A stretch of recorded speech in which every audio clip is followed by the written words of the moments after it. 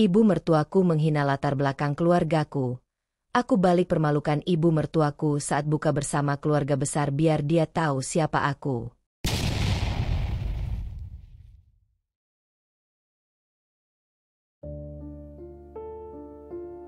Aku masih ingat jelas hari itu. Hari di mana aku memasuki rumah suamiku sebagai seorang istri. Seharusnya, pernikahan menjadi awal dari kebahagiaan. Tetapi bagiku, itu adalah pintu menuju luka yang berkepanjangan. Namaku Nadira, seorang wanita sederhana yang tumbuh dalam keluarga pekerja keras. Ayahku seorang pedagang kecil di pasar, sementara ibuku seorang penjahit rumahan. Kami hidup cukup, tidak berlebihan, tetapi penuh kasih sayang. Sejak kecil, aku diajarkan bahwa kehormatan seseorang tidak diukur dari hartanya, melainkan dari kerja keras dan ketulusan hati. Namun, semua nilai-nilai yang kupegang itu tidak berarti di mata ibu mertuaku, Nyonya Ratna. Dari awal, ia tidak pernah menyukaiku. Baginya, aku hanya perempuan dari keluarga biasa yang tidak selevel dengan putranya, Lukman. Pernikahan kami terjadi bukan karena restunya, tetapi karena keputusan Lukman sendiri. Ia bersikeras menikahiku meski ibunya menentang. Apa sih yang kamu lihat dari perempuan ini? Dia tidak punya apa-apa, kata Nyonya Ratna dengan sinis di hari pertunangan kami. Aku hanya diam, sementara Lukman mencoba meyakinkannya. Bu, aku mencintainya. Kekayaan itu bisa dicari bersama. Namun, dalam hati kecilku, aku tahu, ibu mertuaku tidak akan pernah menerimaku sebagai bagian dari keluarganya. 5 tahun dalam bayang-bayang. Setelah pernikahan, aku melakukan segala hal untuk mengambil hati ibu mertuaku. Aku berusaha menjadi menantu yang baik, membantu pekerjaan rumah, menjaga nama baik keluarga, dan selalu bersikap hormat kepadanya. Namun, sekeras apapun aku mencoba, rasanya aku tetaplah orang asing di matanya. Masakannya hambar, katanya suatu kali setelah mencicipi masakanku. Bajunya itu-itu saja, memalukan, sindirnya saat aku mengenakan gamis sederhana di acara keluarga. Cucuku nanti harus seperti keluarga Lukman, bukan seperti dia, ucapnya di depan saudara-saudaranya, tanpa sedikit pun memperhitungkan perasaanku. Lukman selalu membelaku, tetapi tak bisa sepenuhnya melawan ibunya. Setiap kali aku mengadu, ia hanya berkata, "Sabar, Nadira. Lama-lama ibu pasti menerima kamu." Namun, setelah 5 tahun pernikahan, aku mulai ragu. Apakah hari itu akan pernah tiba? Sudah 5 tahun aku menjalani pernikahan ini, tetapi posisiku di mata ibu mertuaku, Nyonya Ratna, tidak pernah berubah. Baginya, aku tetaplah perempuan tak berkelas yang tidak pantas mendampingi Lukman, putranya yang dianggap sempurna. Aku sudah terbiasa dengan hinaannya, tentang keluargaku, penampilanku, bahkan keberadaanku di rumah ini. Namun, ada satu hal yang tak pernah kusangka. Seiring berjalannya waktu, suamiku mulai berubah. Jika dulu Lukman selalu membelaku, kini ia lebih banyak diam. Aku lelah. "Nadira, aku nggak bisa terus-terusan melawan ibu," katanya suatu malam saat aku kembali mengadu tentang perlakuan Nyonya Ratna. Aku tercekat. Maksudnya, ibu memang keras, tapi dia tetap orang tua aku. Aku nggak mau terus ada di tengah-tengah kalian. Aku menatapnya lama. Dulu, Lukman pernah berkata bahwa cinta kami cukup untuk menghadapi segalanya. Tapi sekarang, aku mulai meragukan itu. Namun, seburuk apapun keadaannya, aku tetap berusaha bertahan. Aku mencintai Lukman, dan aku tidak mau menyerah begitu saja. Sampai akhirnya, malam itu tiba. Malam di mana harga diriku benar-benar diinjak-injak. Bab 3. Malam yang memalukan. Ramadan kali ini terasa berbeda. Biasanya, aku dan Lukman hanya berbuka puasa di rumah bersama keluarga kecil kami. Tapi kali ini, Nyonya Ratna bersikeras mengadakan acara buka bersama di salah satu restoran mewah di pusat kota. Sekalian biar orang-orang tahu, keluarga kita bukan keluarga biasa, katanya dengan bangga. Aku tidak terlalu peduli dengan gengsinya. Yang penting, aku tetap bisa menjalankan ibadah dan menjaga keharmonisan keluarga. Malam itu, aku datang bersama Lukman mengenakan pakaian terbaikku. Aku tidak pernah menjadi wanita yang suka berlebihan, jadi aku hanya memakai gamis sederhana berwarna navy dengan sedikit bordiran di lengan. Saat kami tiba, restoran sudah dipenuhi keluarga besar Lukman. Nyonya Ratna duduk di kursi utama, diapit oleh sanak saudara yang tak kalah angkuhnya. Aku baru saja hendak duduk di samping suamiku ketika suara ibunya terdengar lantang. Ya Tuhan, Nadira, kamu pakai baju itu lagi? Memangnya kamu nggak punya baju lain? Katanya, diikuti tawa beberapa orang di sekitarnya. Aku terdiam. Aku tidak menyangka ia akan mulai menghinaku bahkan sebelum makanan dihidangkan. Ibu, Lukman mencoba menengahi, tetapi ibunya langsung menyela. Kamu itu menantu keluarga terhormat. Nadira, bukan orang pasar yang bisa pakai baju seadanya. Lanjutnya, aku merasa darahku mendidih. Bukan karena aku malu dengan pakaianku, tetapi karena ia sengaja menjatuhkanku di depan begitu banyak orang. Tapi itu belum seberapa. Saat makanan mulai dihidangkan, Nyonya Ratna melanjutkan hinaannya.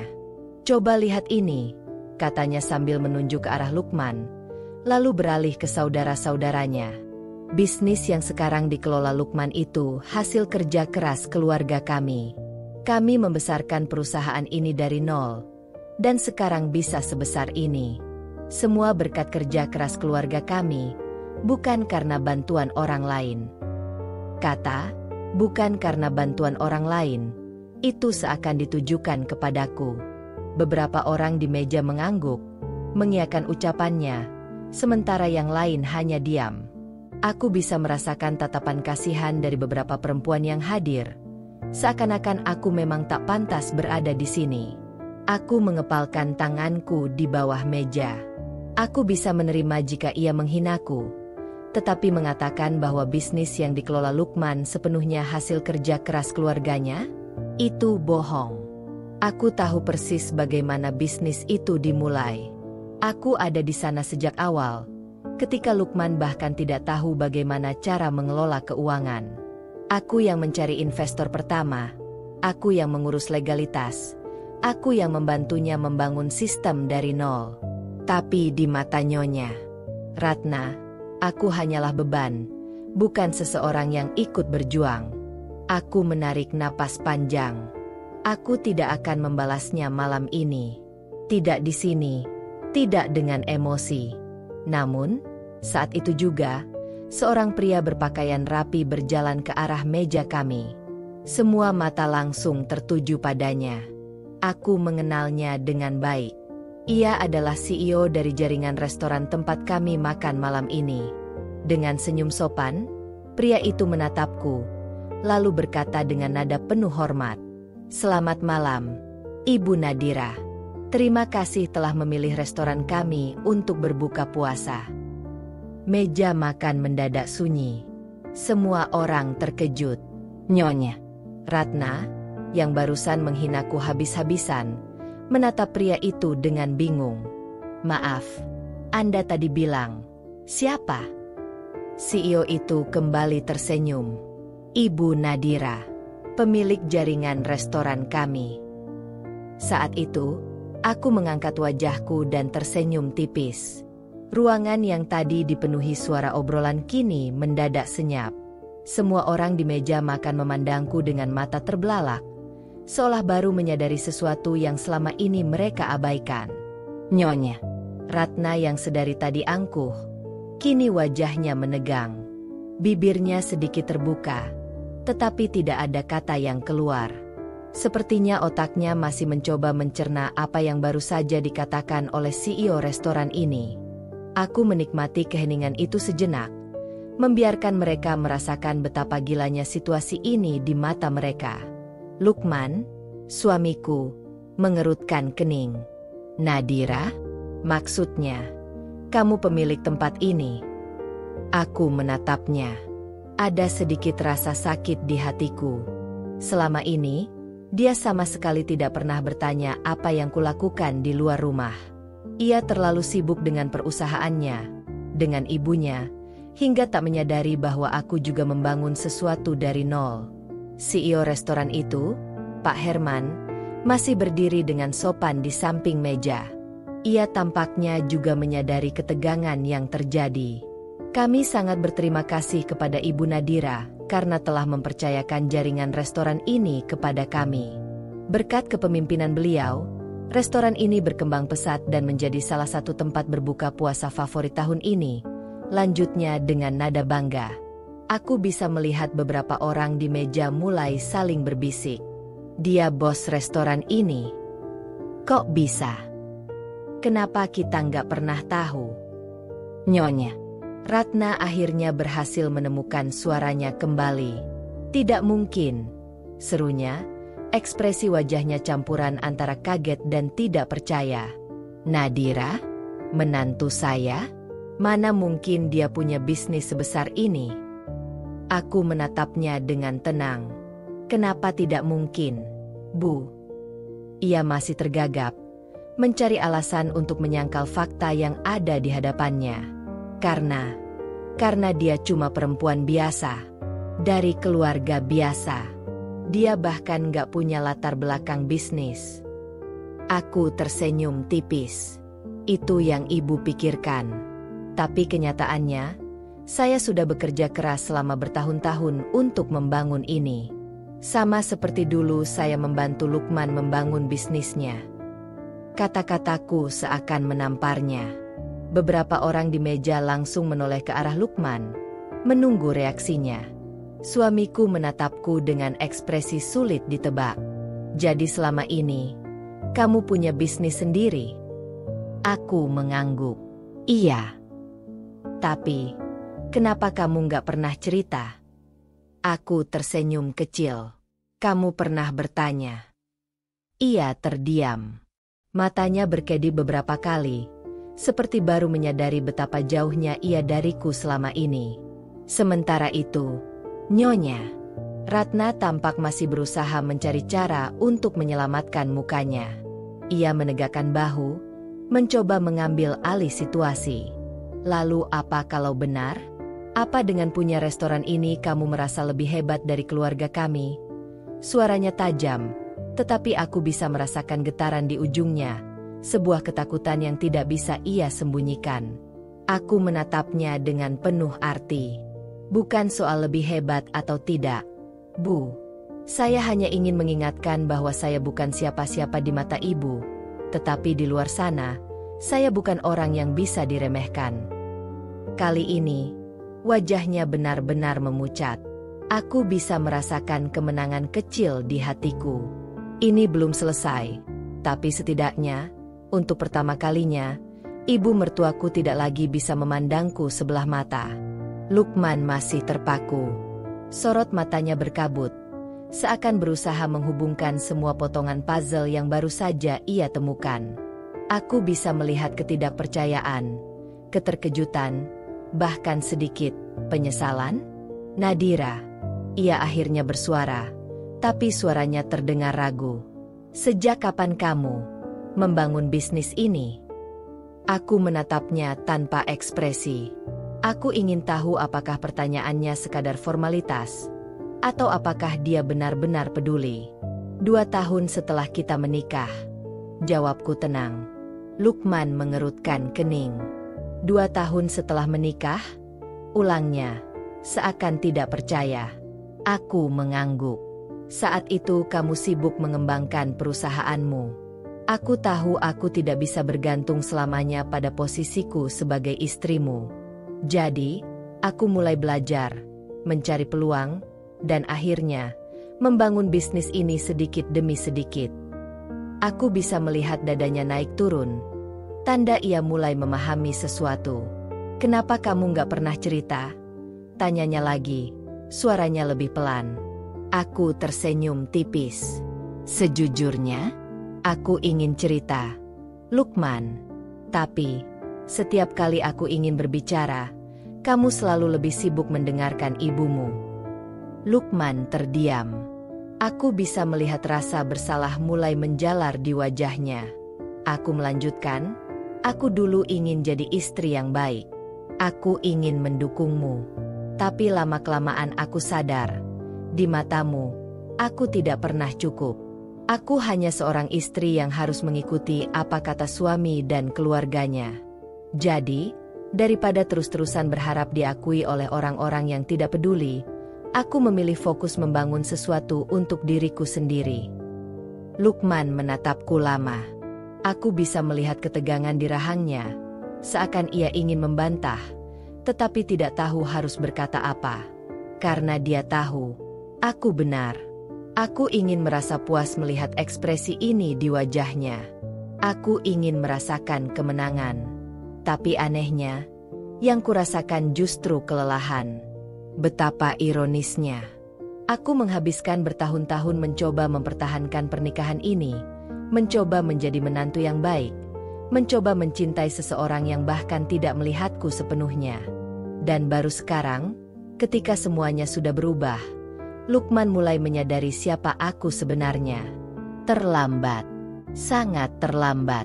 Namun, sebelum ada yang bisa menanggapi lagi, suara Nyonya Ratna kembali memecah keheningan. Jadi ini rencanamu, ya? Katanya sinis. Kamu sengaja menyembunyikan ini selama bertahun-tahun supaya bisa mempermalukan kami di depan umum. Aku menghela napas, merasa lelah dengan pikirannya yang selalu dipenuhi prasangka buruk. Saya tidak pernah berniat mempermalukan siapapun, Bu, kataku tenang. Justru selama ini, saya yang selalu dipermalukan. Tatapan kami bertemu. Untuk pertama kalinya, aku melihat sesuatu yang tidak pernah kulihat sebelumnya di mata Nyonya Ratna. Ketakutan. Bukan ketakutan karena aku akan balas dendam, tapi ketakutan karena untuk pertama kalinya, aku berada di luar kendalinya.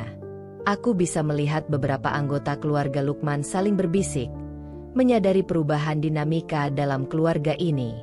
Dulu, aku hanya seorang menantu yang dianggap tak berharga. Tapi sekarang, aku adalah seseorang yang tidak bisa lagi dianggap sebelah mata. Dan Lukman? Ia masih diam. Tangannya mengepal di atas meja, rahangnya mengeras, seakan sedang bergulat dengan pikirannya sendiri. Aku tahu ia sedang menyesal. Tapi aku juga tahu, penyesalannya tidak akan mengubah apapun. Wajah Nyonya Ratna mulai memerah. Aku tahu, bukan karena malu, tapi karena ia marah. Marah karena kehilangan kendali.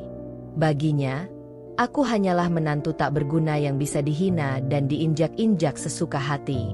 Tapi malam ini, status quo yang selama ini ia pertahankan hancur berkeping-keping. Ini semua tidak masuk akal, serunya. Suaranya naik 1 oktav. Bagaimana mungkin perempuan seperti kamu bisa membangun bisnis sebesar ini? Kamu pasti dibantu orang lain. Kamu pasti cuma numpang nama. Aku tersenyum kecil, tetap tenang menghadapi ledakannya. Ibu bisa percaya apapun yang ibu mau, tapi fakta tetaplah fakta. Nyonya Ratna mencengkeram sendok dan garpu di tangannya begitu erat, hingga buku-buku jarinya memutih. Matanya bergerak liar, mencari-cari dukungan dari keluarga besar yang duduk di sekeliling meja. Namun, yang ia dapatkan hanyalah keheningan. Tadinya mereka berpihak padanya, tertawa bersama saat ia menghinaku. Tapi setelah kenyataan ini terungkap, mereka hanya bisa diam, terlalu takut untuk ikut campur. Ibu, Lukman akhirnya bersuara. Nada suaranya lebih lembut, lebih ragu. Mungkin kita selama ini memang gak tahu banyak tentang Nadira. Tatapan Nyonya Ratna langsung beralih ke putranya. Kamu bela dia sekarang? Setelah semua yang aku lakukan untukmu? Lukman menghela napas panjang. Bukan begitu. Bu, aku cuma merasa. Nyonya. Ratna membanting sendok dan garpu ke atas piring. Suaranya berdenting nyaring di tengah suasana restoran yang semakin tegang. Kamu itu anak yang kubesarkan sendiri, Lukman, teriaknya. Kamu bisa jadi seperti sekarang itu karena aku. Aku yang berjuang membesarkanmu. Aku yang membantu bisnismu berdiri. Aku yang menjaga nama baik keluarga ini. Beberapa pelanggan restoran mulai melirik ke arah kami, tertarik dengan drama yang sedang terjadi. Aku tetap diam, membiarkan Nyonya Ratna meledak.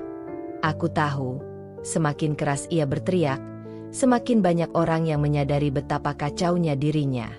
Dan sekarang kamu berpihak pada wanita ini.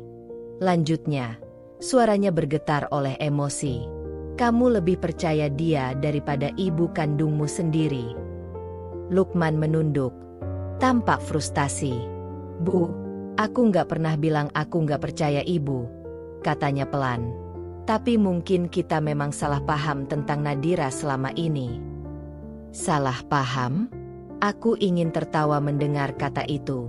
Ini bukan sekadar salah paham. Ini adalah penghinaan yang dilakukan bertahun-tahun tanpa ada yang peduli untuk mengklarifikasinya. Nyonya Ratna mendengus, lalu menatapku dengan penuh kebencian. Aku nggak akan pernah percaya kalau semua ini hasil kerja kerasmu sendiri, katanya penuh dendam. Aku mengangkat bahu. Percaya atau tidak, hidup saya tidak berubah sedikit pun, Bu. Kali ini, ekspresinya berubah drastis. Ia terlihat seperti seseorang yang akhirnya menyadari bahwa aku bukan lagi menantu yang bisa ia kendalikan. Ia berusaha keras mempertahankan wajah angkuhnya, tapi aku bisa melihat bagaimana napasnya tersengal, bagaimana tangannya mulai gemetar di atas meja. Ia telah kalah. Dan untuk seseorang seperti Nyonya Ratna, kekalahan adalah hal yang paling menakutkan. Keheningan yang menyesakkan masih menyelimuti meja makan. Beberapa anggota keluarga Lukman tampak gelisah, mencuri pandang satu sama lain, bingung harus bereaksi seperti apa. Nyonya Ratna, yang biasanya mendominasi setiap percakapan, kini wajahnya tegang, sorot matanya liar mencari celah untuk membalikkan keadaan. Aku bisa melihat betapa sulitnya bagi dia menerima kenyataan bahwa kali ini, dia yang dipermalukan. Tapi dia tidak akan menyerah begitu saja. Dengan cepat, ia mengubah ekspresinya, dari marah menjadi tersenyum kaku. Suatu usaha yang terlihat jelas dipaksakan. Ah, tentu saja aku tahu, katanya tiba-tiba. Tertawa kecil seolah semua ini bukan masalah besar. Aku cuma bercanda tadi. Kan kalian tahu aku suka bercanda. Beberapa orang di meja menegang. Mereka tahu betul bahwa Nyonya Ratna tidak pernah bercanda. Aku tetap diam, membiarkan dia memainkan sandiwara yang ingin ia jalankan. Ibu memang sengaja ngetes Nadira. Lanjutnya, mencoba menata suaranya agar terdengar lebih santai. Supaya dia tunjukin kalau dia memang pantas jadi bagian keluarga ini. Dan lihat sekarang, ternyata menantu ibu ini luar biasa. Hebat sekali. Ia tertawa lagi, kali ini lebih keras. Tapi tidak ada satupun yang ikut tertawa. Lukman menatap ibunya dengan ekspresi rumit. Bu, apa maksudnya? Nyonya Ratna menegakkan punggungnya, mencoba menguasai keadaan. Ya tentu saja ibu tahu Nadira punya bisnis. Ibu cuma ingin lihat apakah dia bisa mempertahankan prinsipnya saat diuji. Dan ternyata dia bisa. Wah, ibu bangga sekali. Luar biasa. Dalam hitungan detik, ia berusaha membelokkan situasi seolah-olah semua penghinaan yang ia lontarkan tadi hanyalah ujian semata. Aku tersenyum kecil, menatapnya dengan penuh arti. Jadi, menurut ibu, semua kata-kata yang ibu lontarkan tadi hanya sebuah tes. Nyonya Ratna mengangguk cepat. Iya, kamu nggak marah, kan? Ini semua demi kebaikanmu juga, Nadira.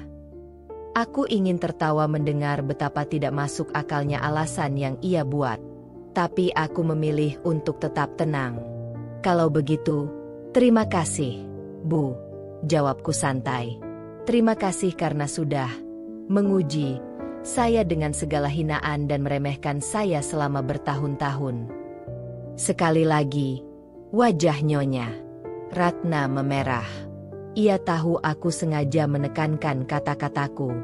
Para keluarga besar mulai saling berbisik. Mereka tidak bodoh. Mereka tahu ini hanyalah usaha panik seorang wanita yang tidak ingin kehilangan harga dirinya di depan semua orang. Dan itu membuatnya semakin tersudut.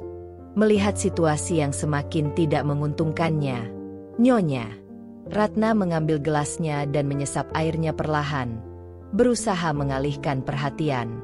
Lalu, dengan suara yang lebih lembut, seolah tidak pernah ada pertengkaran barusan, ia berkata, "Yang jelas, yang penting sekarang keluarga kita tetap rukun, kan?" Aku tidak menjawab. Aku hanya menatapnya dengan senyum tipis. Aku tahu ia masih berusaha mempertahankan muka, tapi dalam hati, ia sudah kalah telak. Aku ingin melihat sejauh mana ia akan berusaha menyelamatkan dirinya sendiri dari rasa malu ini. Tapi aku juga tahu, ini belum selesai. Malam itu, rumah keluarga Lukman terasa lebih sunyi dari biasanya. Tidak ada suara televisi yang menyala atau percakapan ringan seperti biasanya. Semuanya terasa canggung. Nyonya Ratna duduk di kursi ruang tamu, tangannya menggenggam cangkir teh yang sejak tadi tak disentuh. Di hadapannya, Lukman duduk dengan wajah penuh pikiran, sesekali menghela napas berat. Mereka baru saja pulang dari acara buka puasa yang berakhir dengan sesuatu yang sama sekali tidak ia duga. Tadi, saat di restoran, Nyonya Ratna terlalu sibuk menyelamatkan mukanya. Ia panik, mencoba mengendalikan situasi dengan berbagai cara agar tidak terlihat kalah. Tapi sekarang, saat ia sudah berada di rumahnya sendiri, dalam keheningan yang menyergap, semua kenyataan mulai terasa menamparnya. Jadi, Nadira benar-benar punya bisnis sendiri? Bukan bisnis kecil-kecilan, tapi sebuah jaringan restoran mewah yang bahkan ia sendiri sering kunjungi? Bagaimana mungkin? Nyonya Ratna selalu menganggap Nadira hanyalah seorang perempuan sederhana, berasal dari keluarga biasa yang tidak punya nama besar. Baginya, menantu yang ideal adalah seseorang yang bisa dia kendalikan, seseorang yang selalu tunduk pada kehendaknya. Dan selama ini, ia pikir Nadira memang seperti itu. Tapi ternyata, ia salah besar. Nyonya Ratna menatap Lukman, yang masih diam sejak mereka pulang. Anaknya itu tampak berpikir keras, seperti tengah menghadapi sesuatu yang sulit untuk diterima. "Ibu nggak nyangka," gumam Nyonya Ratna akhirnya. Suaranya lebih pelan dari biasanya. Lukman menoleh, menatap ibunya dengan sorot mata lelah. "Tentang apa, Bu?" Nyonya Ratna terdiam sebentar sebelum akhirnya berkata, "Kalau selama ini kita salah menilai Nadira." Lukman mengepalkan tangannya. Ia tahu ibunya jarang sekali mengakui kesalahan. Tapi kali ini, kejadian tadi terlalu nyata untuk diabaikan. "Kamu tahu apa yang paling bikin ibu nggak habis pikir?" lanjut Nyonya Ratna. "Gimana mungkin Nadira bisa membangun bisnis sebesar itu tanpa kita tahu?" Lukman terdiam. Pertanyaan itu pun menghantuinya sejak tadi. Ia mencoba mengingat kembali pernikahannya dengan Nadira selama ini. Bagaimana mungkin ia tidak pernah menyadari ada sesuatu yang besar sedang terjadi? Lukman selalu menganggap dirinya adalah pusat dunia. Semua perhatian tertuju padanya. Bisnisnya, kesuksesannya, kebanggaannya. Dan di balik semua itu, ada ibunya yang selalu memastikan bahwa posisinya tetap di atas. Nadira hanyalah seseorang yang berada di latar belakang. Seorang istri yang diam, yang selama ini ia pikir tidak melakukan apa-apa selain mengurus rumah tangga. Tapi kenyataannya, Nadira tidak hanya berdiri di belakangnya. Ia telah membangun dunianya sendiri tanpa sepengetahuannya. Dan yang lebih menyakitkan, Nadira sama sekali tidak butuh pengakuannya. Lukman menundukkan kepalanya, merasa hatinya semakin berat. Jangan-jangan, Nyonya, Ratna berkata lagi, suaranya mulai berubah. Jangan-jangan, selama ini kita yang terlalu sibuk meremehkan dia, sampai-sampai kita nggak sadar kalau dia sebenarnya lebih hebat dari yang kita kira. Lukman menegakkan punggungnya, menatap ibunya. Baru kali ini ia melihat ibunya ragu. Nyonya. Ratna yang biasanya angkuh dan selalu merasa benar, kini mulai mempertanyakan dirinya sendiri.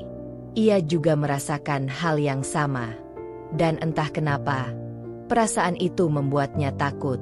Karena jika benar selama ini mereka salah menilai Nadira, maka pertanyaan berikutnya adalah, apakah Nadira masih membutuhkan mereka di hidupnya? Dan jika jawabannya tidak, maka kali ini, merekalah yang akan kehilangan segalanya. Nyonya. Ratna tidak bisa tidur malam itu. Ia mondar-mandir di dalam kamarnya. Tangannya saling meremas. Pikirannya terus berputar. Aku harus melakukan sesuatu. Kekalahan di restoran tadi membuatnya merasa terpojok. Sesuatu yang belum pernah ia alami sebelumnya. Selama ini, ia selalu menjadi sosok dominan dalam keluarga. Pendapatnya adalah hukum, dan semua orang, termasuk Lukman, selalu mengikuti apa yang ia katakan. Tapi tadi malam, ia kehilangan kendali. Bukan hanya karena fakta bahwa Nadira ternyata memiliki bisnis besar yang ia sendiri tidak tahu, tapi juga karena sesuatu yang lebih menakutkan. Nadira kini memiliki kekuatan. Selama ini, ia bisa menekan Nadira karena menganggap menantunya itu tidak punya daya. Seorang wanita sederhana, bukan siapa-siapa, dan tidak akan pernah bisa menandingi pengaruhnya. Tapi sekarang, bagaimana kalau Lukman mulai berpihak pada Nadira? Bagaimana kalau perlahan-lahan kekuasaannya sebagai ibu yang dihormati di keluarga ini mulai memudar? Nyonya. Ratna menggigit bibirnya. Aku tidak bisa membiarkan ini terjadi. Ia duduk di tepi ranjang, mencoba merancang strategi. Langkah pertama, aku harus mendapatkan kembali kepercayaan Lukman. Anaknya itu mulai terlihat ragu padanya sejak kejadian di restoran. Ini berbahaya. Selama ini Lukman selalu menjadi sekutunya, percaya penuh pada semua kata-katanya. Jika Nadira berhasil menarik Lukman ke pihaknya, maka ia benar-benar akan kehilangan segalanya. Aku harus membuat Lukman kembali melihat Nadira sebagai wanita yang tidak bisa dipercaya. Nyonya. Ratna mulai memikirkan berbagai kemungkinan. Haruskah ia mencari cara untuk menjatuhkan reputasi Nadira? Atau haruskah ia berusaha mendekati Nadira terlebih dahulu, berpura-pura berubah, lalu perlahan-lahan kembali mengendalikannya? Ia menarik napas dalam. Yang jelas, ini tidak bisa dilakukan dengan cara kasar. Setelah kejadian tadi, semua orang sudah mulai curiga padanya.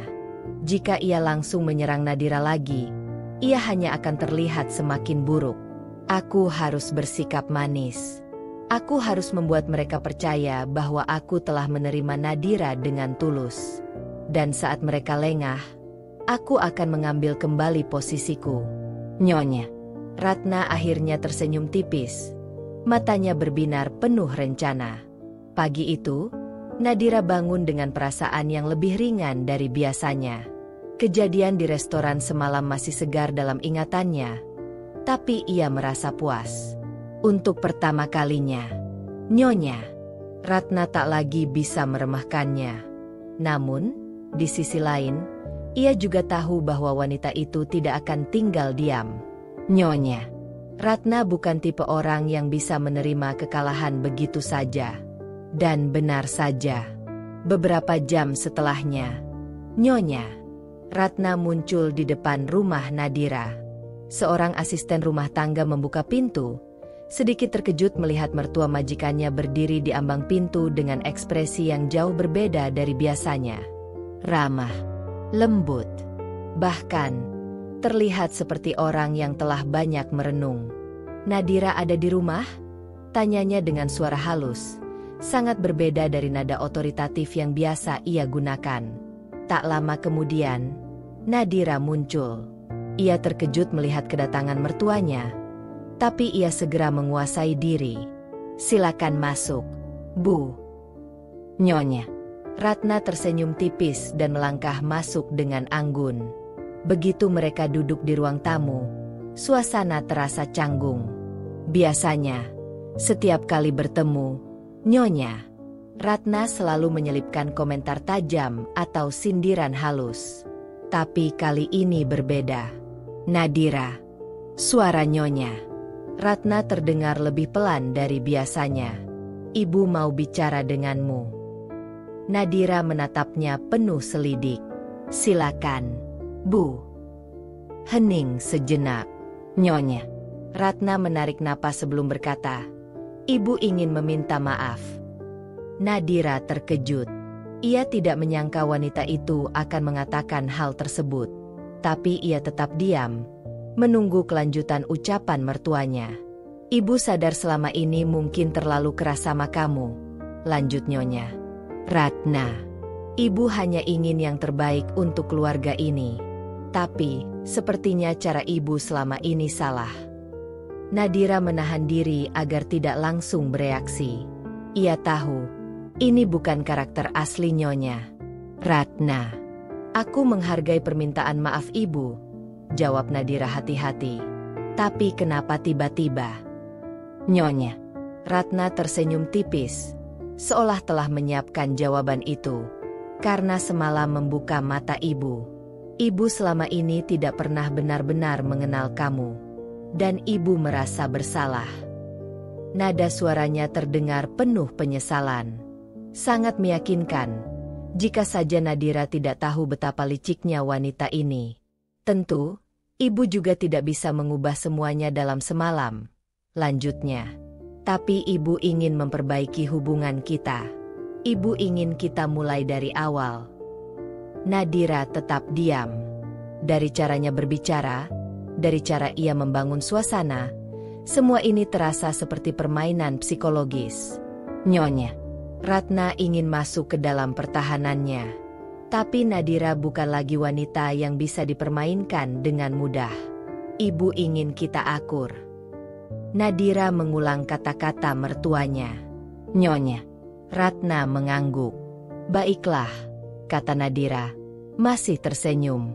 "Tapi kita lihat dulu bagaimana ibu memperbaiki semuanya." Sekilas, mata Nyonya Ratna menyipit.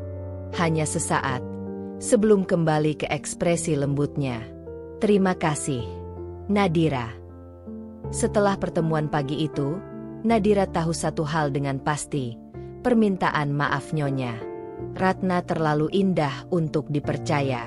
Tidak ada orang seperti Nyonya Ratna yang tiba-tiba berubah dalam semalam.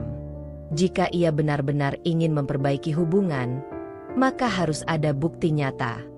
Dan Nadira berniat untuk menguji itu. Ujian pertama, menghancurkan ego. Siang harinya, Nadira mengirim pesan ke Nyonya Ratna. "Bu, kalau ibu ada waktu, saya butuh bantuan sedikit di kantor." Hanya beberapa detik setelah pesan terkirim, Nadira tersenyum kecil. Ia tahu ini akan menjadi ujian pertama yang sulit bagi Nyonya Ratna. Bagaimana Nadira selalu terlihat sibuk dengan urusan bisnisnya. Bagaimana ia menerima panggilan telepon dengan suara tegas. Bagaimana para staf di restoran menyebutnya dengan penuh hormat. Dan yang paling membuatnya terusik, bagaimana Nadira tampak baik-baik saja tanpa dirinya. Sebelumnya, Lukman selalu merasa sebagai kepala keluarga yang bertanggung jawab atas segalanya. Ia yang bekerja, ia yang mengambil keputusan, dan Nadira selalu mendukungnya dari belakang. Tapi sekarang, rasanya peran itu telah bergeser. Semakin ia memikirkan kata-kata ibunya, semakin ia merasa bahwa ia mulai kehilangan kendali dalam rumah tangganya sendiri. Dan tanpa sadar, sikapnya mulai berubah. jarak yang mulai terasa. Malam itu, Nadira baru saja selesai dengan beberapa laporan bisnisnya saat ia melihat Lukman duduk di ruang tamu dengan ekspresi kosong. Biasanya, jika ia pulang larut karena urusan pekerjaan, Lukman akan menegur dengan nada bercanda atau sekadar bertanya apakah ia lelah. Tapi kali ini, tatapan suaminya berbeda. Dingin. Seolah sedang menatap seseorang yang asing baginya. Nadira mendekat dan duduk di sebelahnya. "Kamu kenapa?" Lukman menoleh sekilas, lalu menggeleng. "Enggak apa-apa." Tapi Nadira tahu itu bukan jawaban yang sebenarnya. "Ada sesuatu yang mengganggumu?" tanyanya lagi. Lukman menatapnya, lalu tiba-tiba berkata, "Aku cuma mikir banyak hal berubah." "Ya." Nadira mengangkat alis. "Maksud kamu?" Lukman menghela napas. "Dulu kita selalu berbagi segalanya. Aku tahu semua yang terjadi di hidup kamu. Tapi sekarang..." Ia tidak melanjutkan. Tapi Nadira menangkap maksudnya. Ia sedang berbicara tentang bisnisnya. Tentang fakta bahwa ia membangun semuanya tanpa memberitahu Lukman sejak awal. Dan dari ekspresi wajah suaminya, Nadira bisa melihat ada ego yang tersakiti di sana. Nadira tersenyum kecil. "Lukman, aku bukannya sengaja menyembunyikan ini darimu. Aku hanya ingin membuktikan bahwa aku bisa berdiri di atas kakiku sendiri." "Tapi kenapa tanpa aku?" Suara Lukman terdengar lebih dalam. "Kenapa aku harus tahu dari orang lain? Kamu nggak percaya sama aku?" Nadira terdiam sejenak. Bukan soal percaya atau tidak. Dulu, saat ia masih menjadi istri yang hanya mendukung dari belakang, tidak ada yang mempertanyakan keputusannya. Tapi sekarang, ketika ia berdiri sejajar dengan Lukman, semua orang, termasuk suaminya sendiri, mulai merasa terancam. "Kamu tetap suamiku, Lukman," kata Nadira pelan. "Tapi aku juga ingin menjadi diriku sendiri." Lukman tersenyum kecil, tapi senyuman itu tidak sampai ke matanya. Dan sejak malam itu, hubungan mereka tidak lagi sama. Lukman yang berusaha mengembalikan kendali. Hari-hari berikutnya, Nadira mulai merasakan perubahan sikap Lukman yang semakin jelas. Suaminya menjadi lebih pendiam, lebih mudah tersinggung, dan terkadang mulai membatasi gerak-geriknya. Saat Nadira berbicara tentang pekerjaannya, Lukman hanya mendengarkan tanpa antusias. Kadang, ia bahkan tampak kesal. Suatu hari, ketika Nadira hendak menghadiri pertemuan bisnis, Lukman tiba-tiba berkata, "Kenapa kamu nggak di rumah aja? Kamu kan udah sukses. Harusnya sekarang kamu fokus ke keluarga." Nadira menatapnya dengan kening berkerut. "Aku masih ingin berkembang, Lukman." "Tapi sampai kapan?" Lukman mendesah. "Aku cuma nggak mau rumah tangga kita berubah gara-gara kamu terlalu sibuk." Nadira merasakan ada nada perintah dalam ucapan Lukman. Dan saat itu, ia menyadari sesuatu. Ini bukan hanya tentang hubungan mereka. Ini tentang ego seorang pria yang merasa posisinya mulai tergeser. Dan seseorang pasti telah menanamkan pemikiran itu dalam kepala Lukman. Nadira mulai merasa ada sesuatu yang tidak beres. Lukman yang dulu santai dan selalu mendukungnya, perlahan berubah. Ia semakin sering mempertanyakan keputusannya, semakin sering menunjukkan ekspresi tidak suka setiap kali Nadira membicarakan bisnisnya. Bahkan, ia mulai menyinggung soal peran wanita dalam rumah tangga. Dan yang lebih aneh, perubahan ini terjadi setelah pertemuan Nyonya Ratna dengannya. Nadira mulai mengingat kembali detail-detail kecil yang mungkin ia lewatkan. Saat Nyonya Ratna datang ke kantornya dengan wajah manis, saat wanita itu tiba-tiba bersikap lebih lembut, saat ia berbicara tentang ingin memperbaiki hubungan. Saat itu, Nadira memang tahu bahwa mertuanya tidak mungkin berubah begitu saja. Tapi ia ingin melihat sejauh mana permainan ini berjalan. Sekarang, setelah melihat Lukman berubah, Nadira hampir bisa menebak bahwa ibunya pasti ada di balik semua ini. Dan jika dugaannya benar, itu berarti Nyonya Ratna sedang mencoba memainkan Lukman untuk mengendalikannya. Nadira menarik napas dalam. Ini tidak bisa dibiarkan. Menguji kecurigaan. Malam itu, saat mereka sedang duduk di ruang keluarga, Nadira memutuskan untuk menguji Lukman. Lukman, besok aku ada pertemuan dengan calon investor di luar kota. Aku mungkin akan pulang agak malam. Dulu, Lukman pasti akan merespons dengan santai.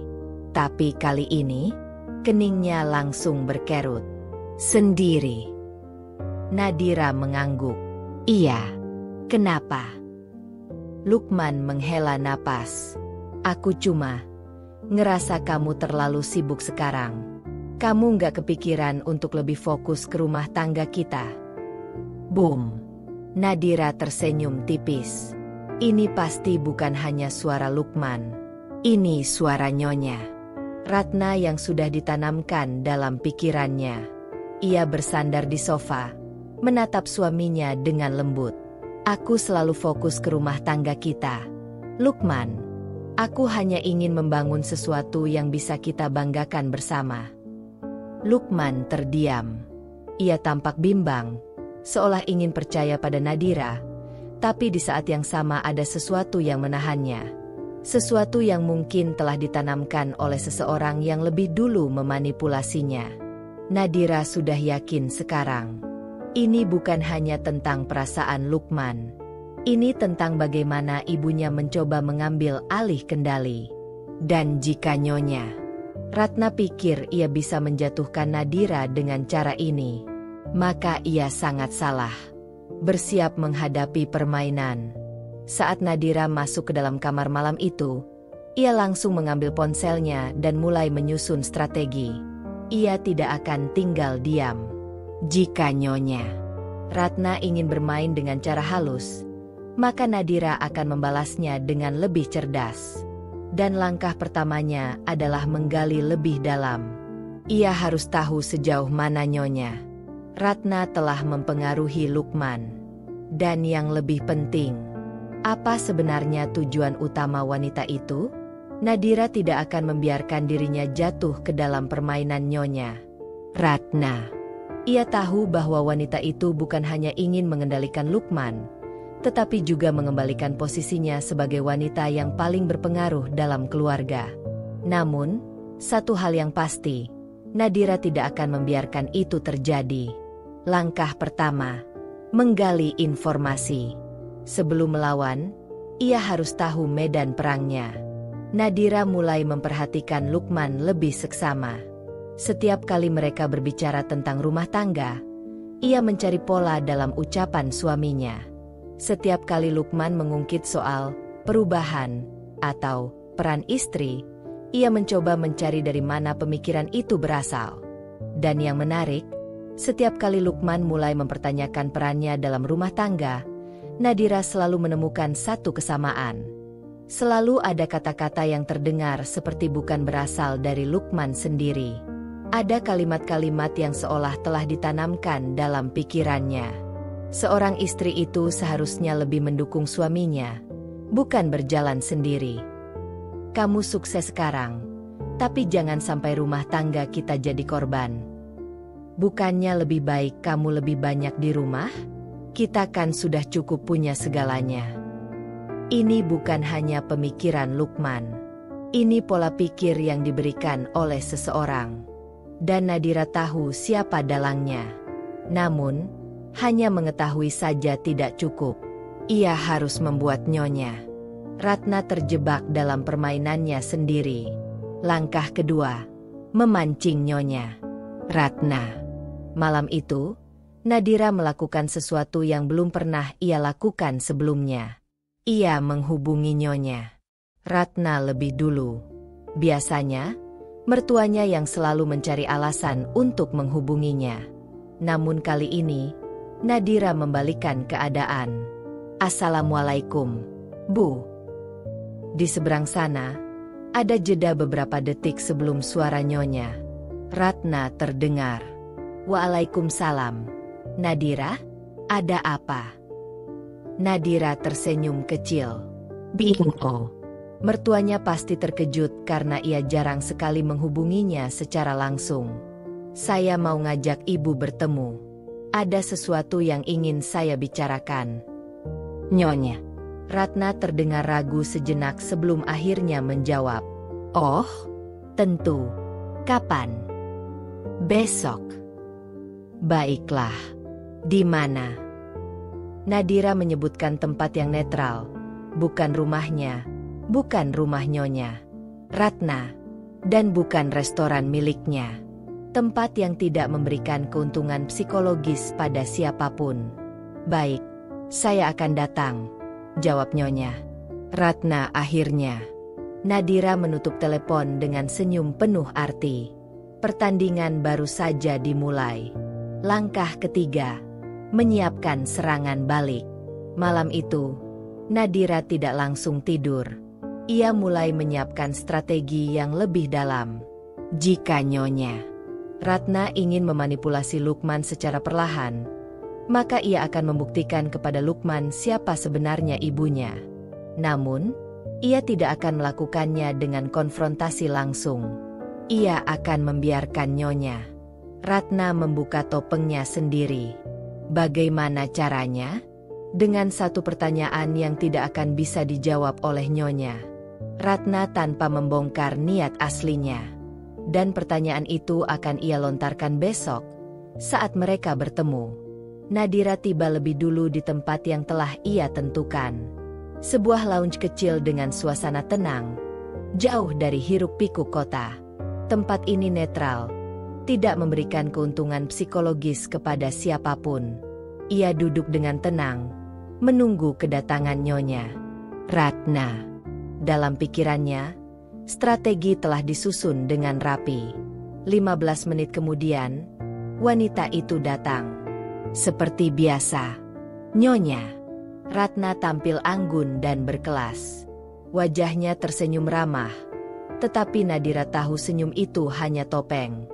Saat duduk di hadapannya, Nyonya Ratna membuka percakapan lebih dulu. Nadira, ini kejutan. Biasanya kamu jarang menghubungi ibu lebih dulu. Nadira membalas dengan senyum tipis. Saya ingin berbicara dari hati ke hati, Bu. Oh. Nyonya Ratna mengangkat alis. Tentang Lukman. Wajah Nyonya Ratna tetap tenang, tetapi Nadira menangkap perubahan kecil. Tangan wanita itu mengepal di pangkuannya. Kenapa dengan Lukman? Tanyanya dengan suara lembut, seolah tak mengerti. Nadira menatapnya tajam, namun tetap penuh kendali. Akhir-akhir ini dia berubah, Bu. Sikapnya tidak seperti biasanya. Nyonya Ratna tersenyum kecil. Mungkin karena dia mulai merasa kehilangan perhatian dari istrinya. Sebuah serangan halus. Namun, Nadira tidak terpancing.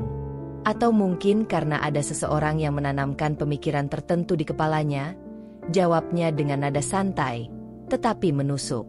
Sekilas, Nadira melihat sorot mata Nyonya Ratna berubah lebih tajam. Maksudmu apa?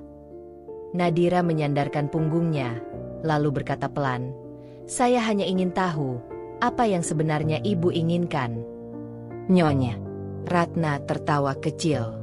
Tentu saja, kebahagiaan kalian. Bukan. Saya tanya, apa yang sebenarnya ibu inginkan dari saya? Diam. Sesaat, tidak ada yang berbicara. Untuk pertama kalinya, Nyonya Ratna tampak kehabisan kata-kata. Nadira menatapnya lekat-lekat, lalu berkata dengan suara lebih dalam. Saya tahu ibu tidak pernah benar-benar menerima saya. Saya tahu ibu ingin saya kembali ke posisi saya yang dulu, menjadi istri yang diam di rumah, tidak lebih dari sekadar pendamping Lukman. Tapi saya ingin mendengar langsung dari ibu. Apa tujuan ibu sebenarnya? Nyonya Ratna menghela napas panjang, lalu tersenyum tipis. Senyuman yang kali ini lebih kaku. Kamu wanita yang cerdas, Nadira. Dan ibu wanita yang penuh perhitungan. Nadira membalas dengan tenang. Kali ini, mata mereka saling menantang. Pertemuan ini baru saja berubah menjadi permainan strategi tingkat tinggi. Nyonya. Ratna menatap Nadira lekat, mencoba mempertahankan ketenangannya. Namun, Nadira bisa melihat ada ketegangan di balik ekspresi itu. Ia tahu bahwa mertuanya sedang mencari cara untuk berkelit. Tetapi kali ini, Nadira tidak akan memberi celah. Dengan suara tenang, ia melanjutkan, "Ibu tidak perlu repot-repot menyusun kata-kata yang manis. Saya hanya ingin tahu satu hal. Kenapa ibu berusaha mengubah cara berpikir Lukman tentang saya?" Nyonya. Ratna tersenyum kecil. "Kamu berlebihan, Nadira. Aku hanya mengingatkan Lukman tentang nilai-nilai keluarga." Nilai-nilai keluarga. Nadira mengangkat alis. "Maksud ibu, nilai yang menempatkan istri di bawah suami, sementara suami boleh melakukan apa saja?" Nyonya. Ratna menyipitkan mata. "Jangan membelokkan maksudku, Nak." Nadira tersenyum. "Saya tidak membelokkan apapun. Saya hanya menyebutkan apa yang terjadi." Ia melihat Nyonya. Ratna mulai gelisah. Ini pertama kalinya wanita itu merasa posisinya terancam secara langsung. Nadira tidak memberi kesempatan. Ia melanjutkan serangannya. "Ibu ingin saya berhenti dari bisnis saya, bukan?" Nyonya. Ratna mencoba menyembunyikan keterkejutannya. "Aku tidak pernah mengatakan itu. Tapi ibu mempengaruhi Lukman agar berpikir bahwa saya lebih baik berhenti, agar saya lebih fokus menjadi istri yang baik." Kali ini, ekspresi Nyonya Ratna benar-benar berubah. Ia sadar bahwa Nadira telah memahami strategi permainannya. Namun, ia masih mencoba bertahan. "Aku hanya ingin yang terbaik untuk rumah tanggamu, Nadira. Apakah itu salah?" "Bukan. Tapi yang ibu inginkan bukan tentang rumah tangga saya. Ini tentang kendali." Tatapan mereka bertemu. Suasana semakin tegang. Nadira mencondongkan tubuhnya sedikit ke depan, lalu berkata dengan nada lebih dalam, "Ibu ingin saya kembali menjadi wanita yang bergantung pada Lukman, seperti dulu. Karena dengan begitu, ibu masih bisa mengendalikan segalanya." Nyonya. Ratna diam. Untuk pertama kalinya, ia tidak langsung membalas. Nadira tahu tembakannya mengenai sasaran. Ia melanjutkan dengan nada lebih tajam. "Tapi ada satu hal yang ibu lupa. Saya bukan lagi Nadira yang dulu. Saya tidak akan tunduk. Dan saya tidak akan membiarkan ibu mengambil kendali atas hidup saya." Kali ini, Nyonya. Ratna benar-benar terdiam. Matanya sedikit membelalak, seolah tidak percaya bahwa menantunya yang dulu bisa ia tekan, kini berani menantangnya secara langsung. Pertemuan ini tidak berjalan seperti yang ia harapkan. Dan Nadira tahu, ini adalah titik di mana Nyonya Ratna mulai kehilangan kendali. Nyonya. Ratna tidak pernah menyangka bahwa Nadira akan berubah menjadi lawan yang begitu tangguh. Dulu, menekannya begitu mudah. Tapi sekarang, Nadira bukan lagi istri yang patuh dan bergantung pada Lukman. Ia telah menjadi sosok yang lebih kuat, lebih tajam, dan lebih berbahaya bagi rencana Nyonya Ratna. Dan itu membuatnya panik. Setelah pertemuan itu, Nyonya Ratna mulai mencari cara baru untuk membalikkan keadaan. Namun, semakin ia berusaha, semakin Lukman mulai menyadari ada sesuatu yang salah. Perubahan sikap Lukman selama ini adalah hasil manipulasi ibunya. Namun setelah melihat bagaimana Nadira tetap tenang dan tidak pernah sekalipun menyerangnya secara langsung, ada keraguan yang mulai tumbuh di dalam dirinya. Sementara itu, Nyonya Ratna semakin agresif. Ia mulai lebih sering membicarakan kewajiban istri di hadapan Lukman. Ia bahkan mulai membandingkan Nadira dengan perempuan lain yang menurutnya lebih patuh dan lembut. Namun, semakin ia menekan Lukman, semakin anaknya mulai merasa ada yang tidak beres. Sampai suatu malam, puncaknya terjadi. Lukman pulang dalam keadaan lelah. Di dalam pikirannya, ia masih mencerna semua perkataan ibunya dan Nadira. Sampai akhirnya, ia mendengar percakapan yang tidak seharusnya ia dengar. Di ruang tamu, Nyonya Ratna sedang berbicara di telepon. Aku tidak peduli bagaimana caranya. Yang penting Nadira harus dijauhkan dari bisnisnya. Kalau dia terus seperti ini, aku tidak akan bisa mengontrol apapun. Lukman membeku di tempatnya. Sejenak, ia merasa tidak percaya dengan apa yang baru saja ia dengar. Ibunya, yang selama ini selalu ia percayai, ternyata memang memiliki niat untuk menghancurkan Nadira. Saat itulah, semua manipulasi ibunya mulai runtuh di matanya. Lukman masuk ruangan dengan wajah penuh amarah. Ibu, apa maksudnya ini? Nyonya Ratna terkejut.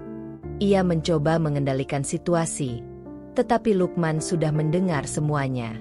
Jadi selama ini, ibu memang ingin menghancurkan Nadira?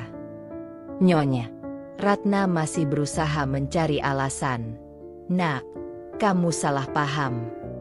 Salah paham? Aku mendengar semuanya sendiri, Bu. Lukman menggertakkan giginya. Kemarahan bercampur dengan rasa bersalah. Selama ini, ia telah memihak ibunya dan mempertanyakan Nadira. Namun sekarang, semua jelas di depan matanya. Nyonya Ratna telah berbohong padanya. Dan lebih buruk lagi, ia hampir kehilangan Nadira karena kebohongan itu. Malam itu juga, Lukman mencari Nadira.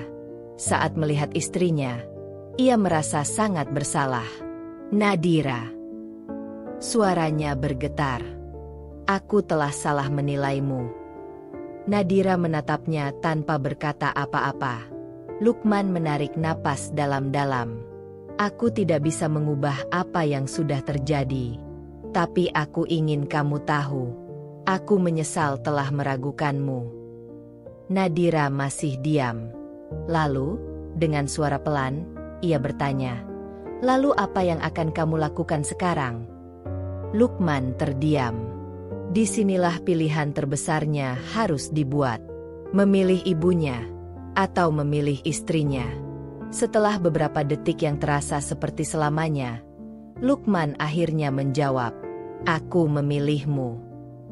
Aku akan membatasi campur tangan ibuku dalam hidup kita. Dan aku akan berusaha memperbaiki semua kesalahanku padamu. Ada ketulusan dalam suara Lukman. Dan untuk pertama kalinya, Nadira melihat suaminya mulai bertindak sebagai pria yang berdiri sendiri, bukan sebagai anak yang dikendalikan ibunya. Setelah keputusan Lukman, Nyonya Ratna mulai kehilangan pengaruhnya. Lukman tidak lagi mengikuti semua ucapannya. Ia mulai membatasi komunikasi dengan ibunya jika menyangkut urusan rumah tangga. Dan lebih buruk lagi bagi Nyonya Ratna, Lukman tetap mendukung bisnis Nadira. Dalam waktu singkat, Nyonya Ratna kehilangan kendali yang selama ini ia banggakan. Dan untuk pertama kalinya, ia merasakan apa yang selama ini ia takutkan. Ia tidak lagi berkuasa.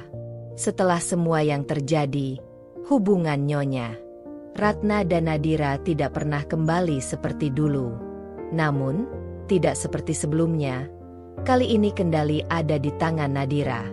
Lukman, setelah menyadari kesalahan dan manipulasi ibunya, tidak memutus hubungan, tetapi ia menetapkan batasan yang jelas. Ibu tetap ibu, tapi mulai sekarang, urusan rumah tangga dan bisnis kami adalah keputusan kami sendiri. Itulah yang dikatakan Lukman pada ibunya. Dan itu pukulan terbesar bagi Nyonya Ratna. Bukan karena ia kehilangan putranya, tetapi karena ia tidak lagi bisa memegang kendali penuh atas hidup mereka. Sementara itu, Nadira tidak pernah menunjukkan rasa dendam atau permusuhan secara terang-terangan. Ia tetap bersikap sopan, tetapi tegas. Saat bertemu di acara keluarga, ia tetap menyapa Nyonya Ratna dengan hormat. Tetapi tidak ada lagi rasa takut. Tidak ada lagi kekhawatiran akan dijatuhkan. Dan yang paling menyakitkan bagi Nyonya Ratna, ia tahu bahwa ia telah kehilangan kuasanya atas menantu yang dulu bisa ia tekan sesuka hati. Nadira tidak pernah meninggalkan keluarga ini. Namun, ia juga tidak akan membiarkan dirinya dikendalikan lagi. Itulah kemenangan Nadira. Bukan dengan pergi, tetapi dengan tetap berdiri tegak di tempatnya, tanpa bisa digoyahkan lagi. Dalam hidup, kita tidak selalu bisa mengendalikan bagaimana orang lain memperlakukan kita, tetapi kita bisa memilih bagaimana kita meresponsnya. Seperti Nadira, kita harus belajar membedakan mana yang perlu diperjuangkan dan mana yang cukup dihadapi dengan ketegasan. Jangan biarkan orang lain menentukan nilai dirimu. Bersikap baik bukan berarti harus tunduk. Hormatilah orang lain, tapi jangan biarkan mereka merendahkanmu. Dan yang paling penting, harga diri bukan sesuatu yang bisa dikorbankan demi menyenangkan orang lain. Jika seseorang mencoba menjatuhkanmu, jangan balas dengan kebencian. Balaslah dengan membuktikan bahwa kamu lebih kuat dari yang mereka kira. Terima kasih sudah mengikuti cerita ini sampai akhir. Kalau kalian suka kisah ini, jangan lupa like, komentar, dan subscribe. Dukung terus dengan menekan tombol lonceng biar nggak ketinggalan kisah-kisah menarik lainnya. Sampai jumpa di cerita berikutnya.